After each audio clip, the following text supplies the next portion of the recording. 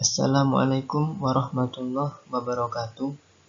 Alhamdulillah kami haturkan karena pada kesempatan kali ini saya Nasrullah masih bisa diberi kesempatan untuk memaparkan makalah kami yang kami jadikan video untuk memudahkan pembaca atau pendengar atau penglihat untuk memahami isi dari makalah kami yang berjudul Pendidikan Islam di Indonesia pada masa penjajahan Belanda dan Jepang, yang mana nanti akan menjelaskan bagaimana pendidikan Islam, perkembangan Islam di Indonesia pada masa penjajahan Belanda dan Jepang. Video ini dibuat untuk memenuhi tugas dari mata kuliah Sejarah Pendidikan Islam yang diampu oleh Pak Nurdi.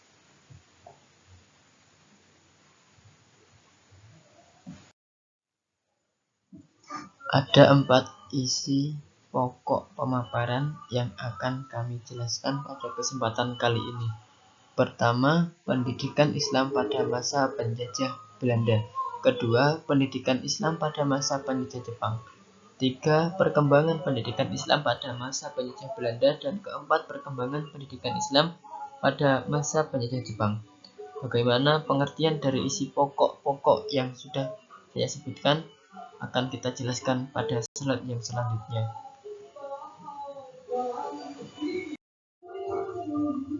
Pada pendidikan Islam pada masa penjajahan Belanda ada 2 poin penting.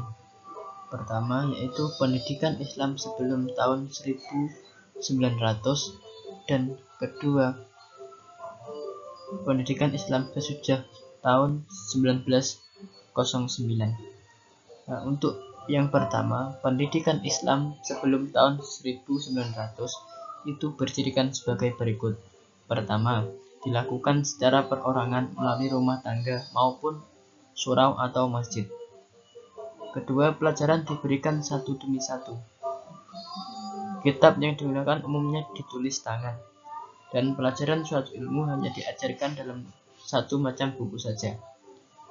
Dan terakhir, ada juga belum lahir aliran baru dalam Islam.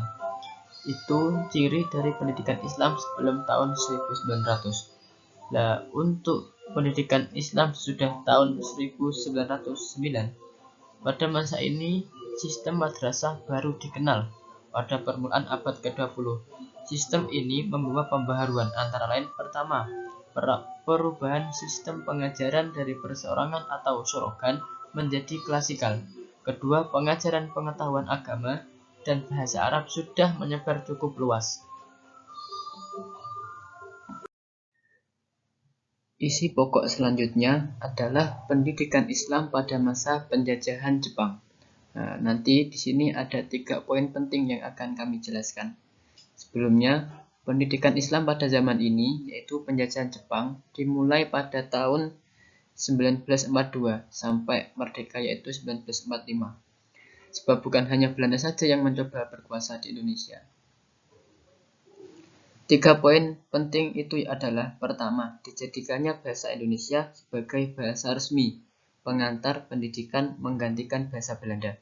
Kedua, adanya integrasi sistem pendidikan dengan dihapuskannya sistem pendidikan berdasarkan kelas sosial di era penjajahan Belanda. Dan yang terakhir adalah Jepang mengambil beberapa kebijakan terhadap pendidikan Islam. Salah satunya adalah pondok pesantren sering mendapat kunjungan dan bantuan pemerintah Jepang. Ini adalah salah satu dari kebijakan Jepang terhadap pendidikan Islam. Ada juga Jepang juga mengizinkan berdirinya sekolah tinggi Islam di Jakarta di bawah asuhan Kiai Haji Wahid Hasyim, Kahar Muzakir, dan Bung Hatta.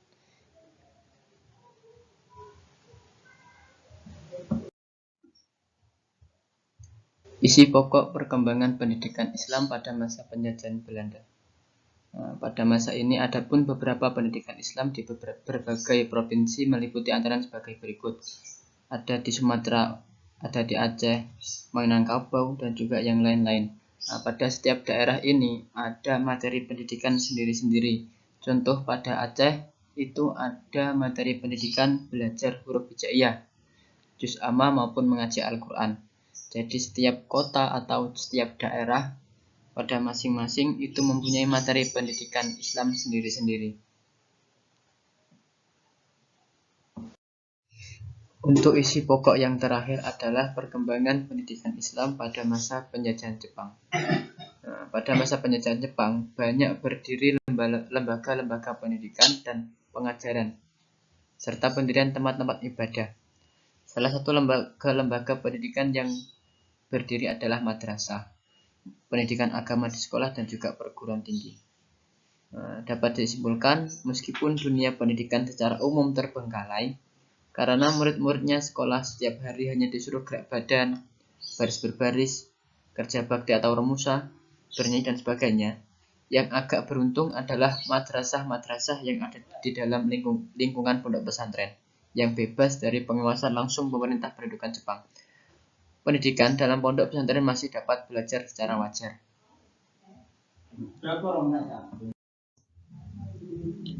Kesimpulannya, kehadiran Belanda di Indonesia tidak hanya mengeksploitasi kekayaan alam Indonesia, tetapi juga menekan politik dan kehidupan keagamaan rakyat. Segala aktivitas umat Islam yang berkaitan dengan keagamaan ditekan. Berbeda terbalik dengan pada masa Jepang. Pada masa Jepang, tujuan pendidikan Islam yang pertama adalah menanamkan rasa keislaman yang benar, guna kepentingan dunia dan akhirat. Dan yang kedua, membelah bangsa dan tanah air untuk mendapatkan kemerdekaan bangsa itu sendiri, ataupun kemerdekaan secara manusiawi. Sedangkan maksud dari pemerintah Jepang ialah supaya kekuatan umat Islam dan nasionalis dapat dibina untuk kepentingan perang Asia Timur Raya yang dipimpin oleh Jepang. Ini Jepang membentuk badan-badan pertahanan rakyat seperti Haiho, Peta, Kalbon, dan sehingga penderitaan lahir dan batin makin tak tertahankan lagi. Itu saja yang dapat kami sampaikan, kurang lebihnya kami mohon maaf yang sebesar-besarnya. Wassalamualaikum warahmatullahi wabarakatuh.